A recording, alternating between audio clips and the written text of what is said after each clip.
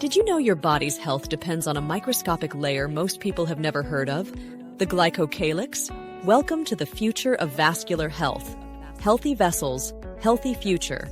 The podcast where we uncover the science and secrets behind optimal vascular health, longevity, and vitality.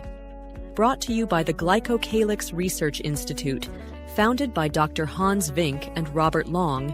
This show delivers cutting-edge insights into microvascular health. Through solo episodes and expert interviews, we'll teach you how to protect your glycocalyx, improve circulation, and unlock better overall health. Tune in each week and discover how healthy vessels lead to a healthy future, because protecting your glycocalyx is the key to a longer, vibrant life. Hello, everyone, and welcome back. It's Bob Long, the future of vascular health, and my guest again is my trusty partner, Dr. Hans Vink. This week he's in the Netherlands, and so I'm excited he could make time to join us today. What we're going to focus on this week, as you know, we focused on, up to now, the first month, we focused on cardiovascular disease, and we talked about kidney disease, and we talked about COVID and long COVID. Next couple of weeks, we want to spend our time and talk about the microvascular and glycocalyx connection to diabetes. And so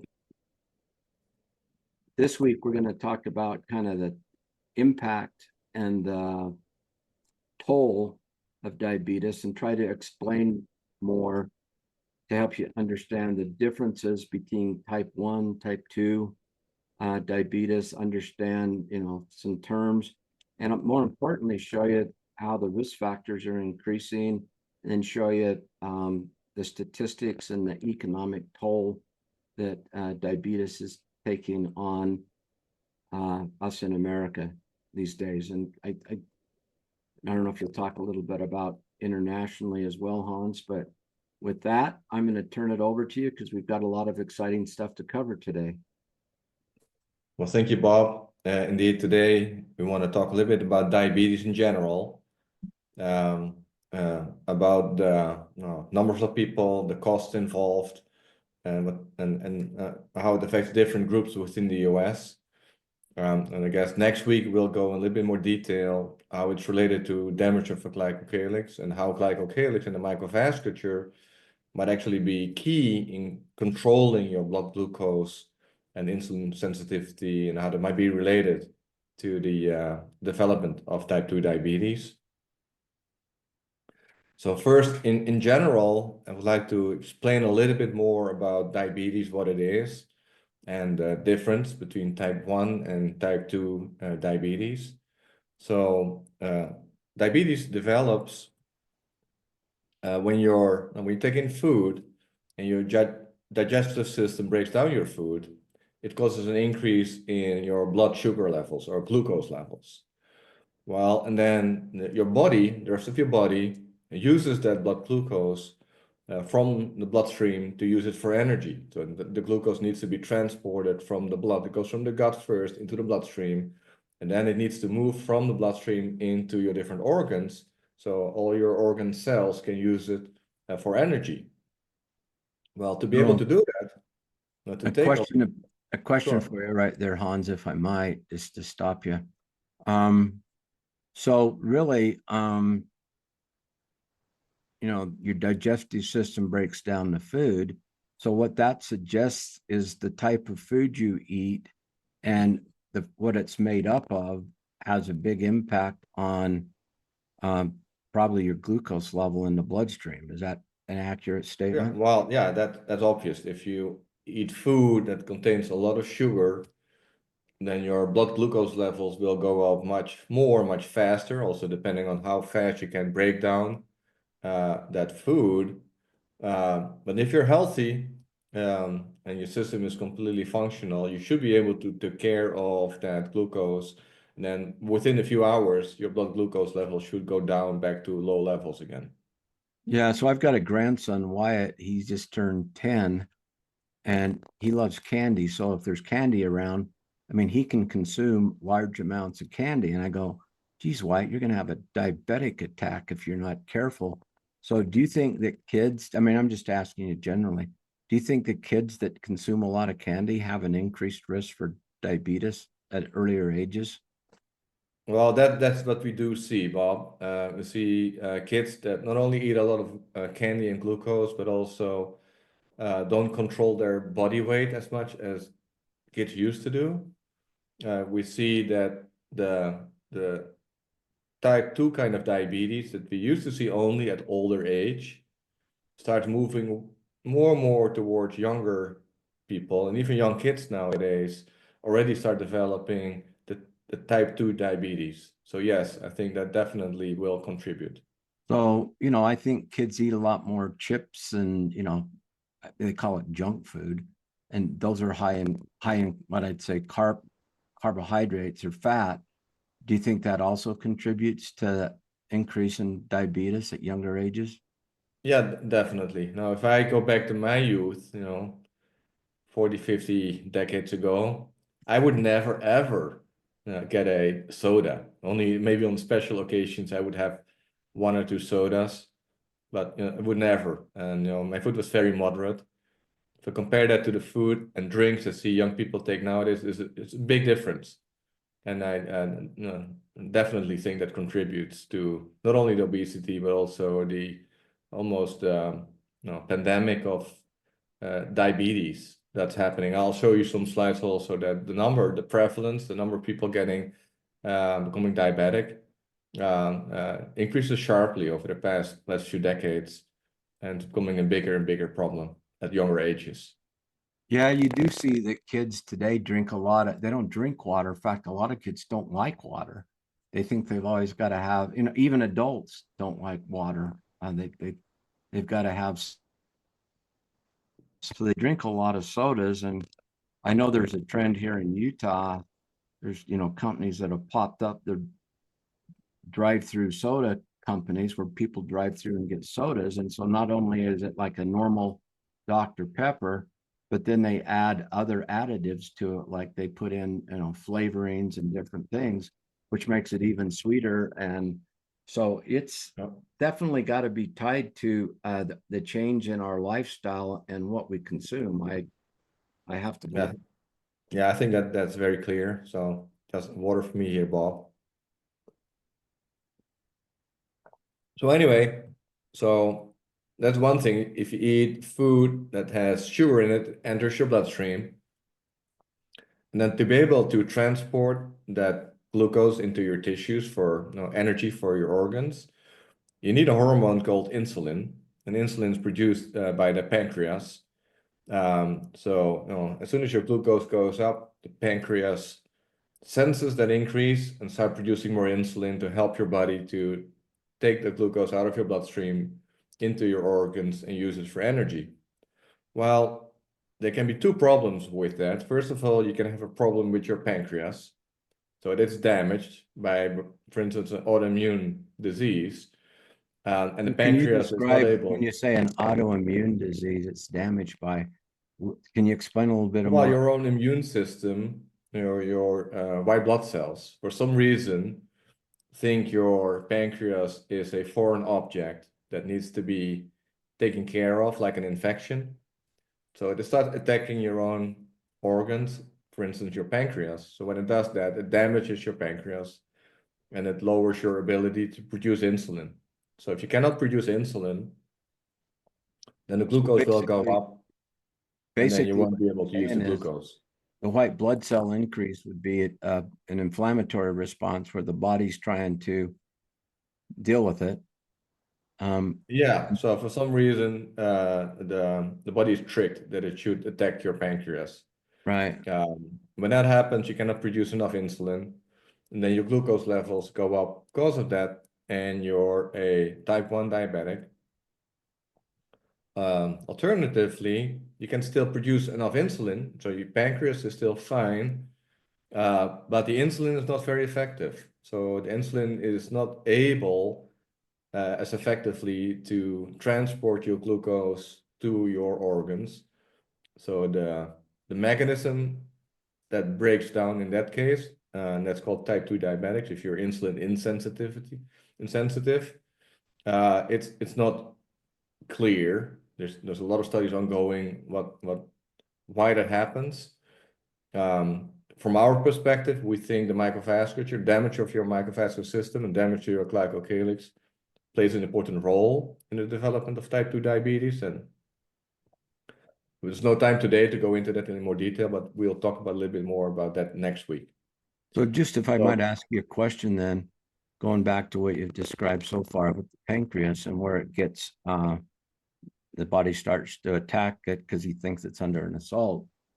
Do you think, so how much microvascular or capillary networks in your pancreas? Is it pretty intensely, have a lot of microcirculation or capillaries in it?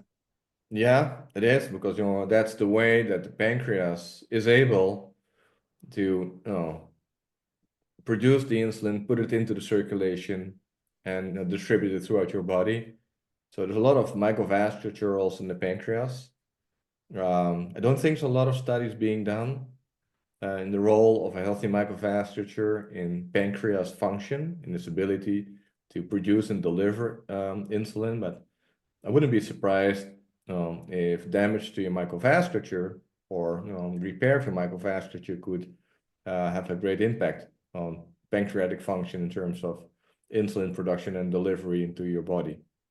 Yeah, I'm just thinking back on some cases we've had. One was a guest we had on our program, Raymond Scott, you might remember. In his journey with kidney disease, he ended up having a kidney transplant. The anti-rejection drugs had an impact on his pancreas, they think, but ultimately it caused him to become insulin dependent.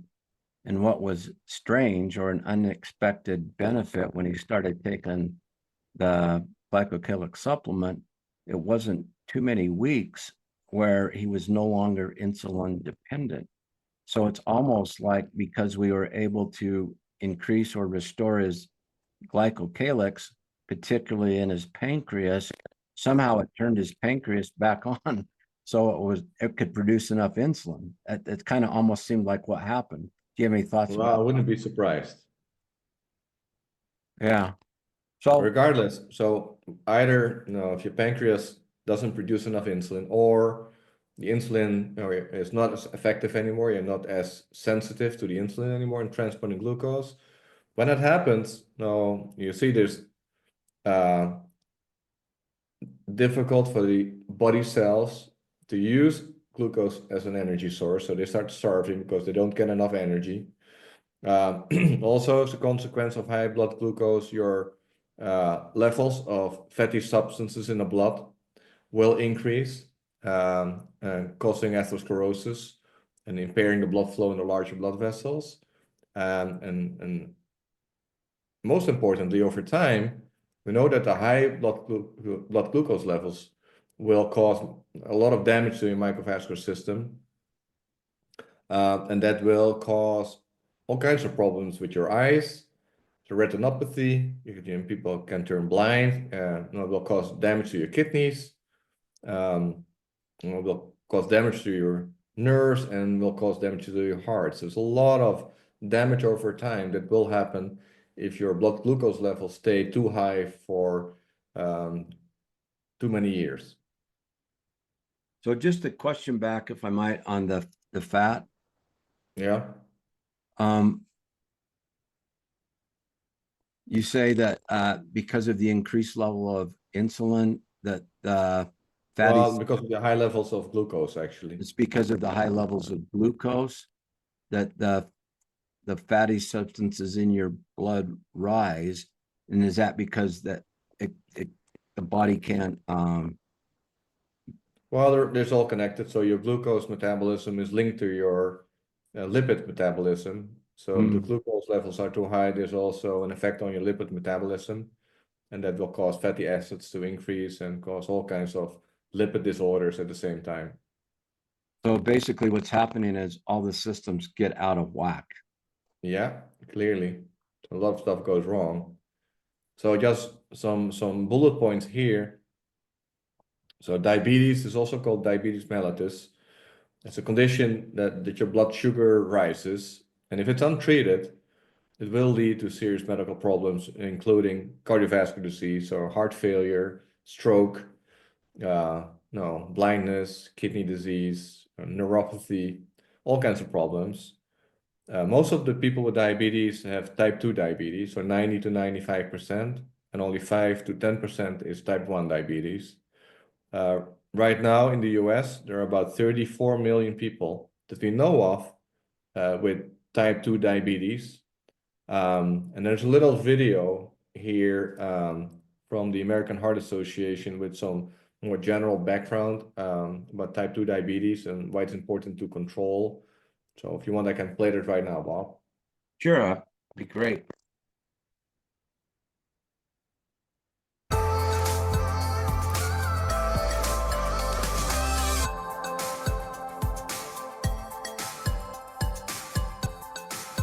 $34 million. That's how many people in the United States have type 2 diabetes. That's a huge number, right? But did you know that the leading cause of death and disability for people with type 2 diabetes is actually cardiovascular disease? Whether you have diabetes or a loved one does, it's important to know how you can lower the risk for heart disease. Today we're taking a deep dive into diabetes to learn how patients can lower their risk of cardiovascular disease and improve their health and overall quality of life. First though, let's define diabetes. Type 1 diabetes is an autoimmune disease that occurs in children and adults and seems to have a genetic component. There is currently no cure.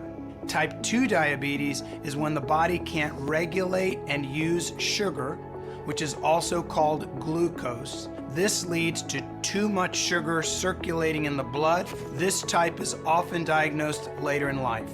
People with type 2 diabetes are 2 to 4 times more likely to develop heart failure, which is when the heart doesn't efficiently pump oxygenated blood throughout the body. Now, the vast majority of persons with diabetes work very hard to manage their condition and reduce their heart disease risk factors. But there are challenges that get in the way, such as access to health care, taking medications as prescribed, gender, lifestyle changes, and socioeconomic factors. In fact, we know that many Black and Hispanic people who have type 2 diabetes in the United States often don't get the recommended follow-up health care after being diagnosed with heart failure. We recommend that patients attend a follow-up appointment within 7 to 14 days of their release when hospitalized with heart failure. Women with diabetes have a twofold increased risk of heart disease as compared to men. They're also more likely to have heart attacks, often fatal, earlier. Why is this? Many women have multiple risk factors for heart disease by the time they are diagnosed with type 2 diabetes. First, women experience a decline in estrogen as they age, and estrogen helps protect against inflammation. Second, women often have a slew of classic cardiovascular risk factors, including high cholesterol, high blood pressure, abdominal obesity, and abnormalities in blood vessel function.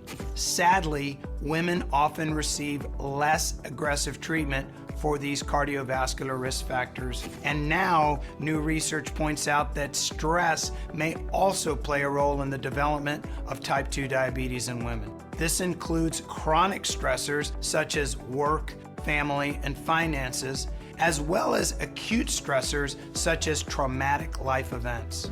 The third group of patients I want to call attention to are Black and Hispanic children with type 1 diabetes. A recent study found they are more likely than their white peers to develop stiffened arteries, which means the heart has to work harder to pump blood through the body. Typically, this condition is seen in older adults, which is why it is so concerning to see it in young people. Type 1 diabetes is increasing about 2% per year in the United States and even faster among Hispanic and Black persons. People with type 1 diabetes are about 10 times more likely to develop cardiovascular disease than those who don't have it. Hispanic and Black children in particular bear a higher risk for complications for diabetes due to socioeconomic factors, including limited access to medication and monitoring tools such as insulin pumps. they also tend to have higher cardiovascular risk factors, such as not maintaining a healthy weight. All this to say, as healthcare professionals, we need and want to find ways to encourage and ensure all our patients can easily get the health care they deserve. Now, if you or your loved one is the patient, I want to offer some insight to help you manage your cardiovascular risk. First, advocate for your care. This means you need to see your doctor regularly and follow through on all scheduled appointments. Ask questions. I'm going to repeat, ask questions, follow up, and get second opinions. Listen to your body. If you feel strange, jot down the date and any notes about what was going on. If you think of questions, write those down. Share your notes with your doctor at your next checkup or sooner if needed. Second, stay aware of and track these 5 critical health numbers: total cholesterol, LDL cholesterol, which is the bad kind, blood pressure, blood sugar, and body mass index or BMI. Your doctor will provide these numbers after you visit with him or her. It's important you learn about these and track them. Third, take your medications as prescribed and work closely with your doctor to monitor any changes needed in your medication. Fourth, incorporate physical activity into your daily life. We recommend at least 150 minutes of moderate intensity aerobic activity or 75 minutes of vigorous activity every week. Let me do the math for you. 150 minutes over a week is about 30 minutes a day, 5 days a week. In addition to the activity, muscle strengthening activities 2 days a week are recommended. Brisk walking, bike rides, swimming, yoga, aerobics are all good forms of physical activity. I'm a fan of running. Actually, I call it slogging anymore, slow jogging. And my wife and I really love to dance. That's another form of physical activity. Remember, even a little bit of activity is better than none. And if you need to, start small with 5 to 10 minutes a day. Walk to the corner. Go up and down the stairs in your house more times than you need to if you have stairs. And as the weeks go by, you will find that you can do more and more and more. Fifth, manage your weight and do your best to eat a healthy diet. Repeated studies have linked a Mediterranean-style eating pattern to lower cardiovascular risk. That would include fresh fruits and vegetables, nuts, beans, and whole grains. Olive oil and fish are good choices. It's also key to limit red and processed meats, sugary sweets, processed foods, and some dairy. Sixth, keep learning. Empower yourself with the information on the American Heart Association website to help you better understand your heart health and what you can do to treat any issues. And last, but certainly not least, don't smoke. Cigarette smoking and secondhand smoke exposure are responsible for nearly 1 in 5 deaths in the United States year after year. So remember, people with type 1 and type 2 diabetes are at higher risk for cardiovascular disease, but if you have diabetes, you can lessen that risk by implementing the strategies that I listed out in your lifestyle. If you have questions about health conditions, I would love to hear from you. Comment below, hit subscribe, join me here next time for answers that you can trust. Thanks for listening to The Future of Vascular Health. Healthy vessels, healthy future. If you're ready to take charge of your health, it's time to check out Microvascular.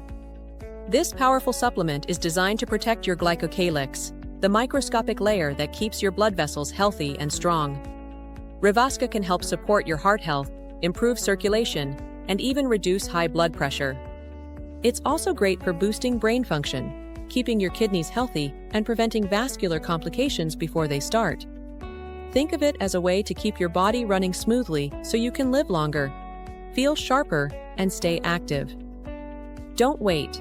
Take the first step toward better health today. Visit glycocalyx.com to learn more about Microvascular and how it can help you protect your future.